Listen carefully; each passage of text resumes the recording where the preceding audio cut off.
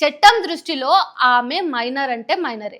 ఈ విషయంలో మీకు పోక్సోతో పాటు జువైనల్ జస్టిస్ యాక్ట్ కింద కూడా శిక్ష పడేటటువంటి అవసరం ఉంది. మరి ఏ సెక్షన్ల ద్వారా మీకు శిక్ష పడే అవకాశం ఉంది అనేది చెప్తా, మీరు అలర్ట్గా ఉంటారు అనేటటువంటి ఉద్దేశంతో. ఎందుకంటే మీరిక్కడ ఏమవుతున్నారు అనేది పక్కన పెడితే, ఒక మైనర్ అమ్మాయి ప్రైవసీ భంగం కలుగుతున్నది అనేది మాత్రం ఆమె మెంటల్గా ఎఫెక్ట్ అయ్యేటటువంటి అవకాశం ఉంది. ఇది చట్టరీత్యా కూడా నేరం కాబట్టి నేను ఈ అంశాల్ని ముఖ్యంగా మీతో పంచుకోవాలి అని అనుకుంటున్నా.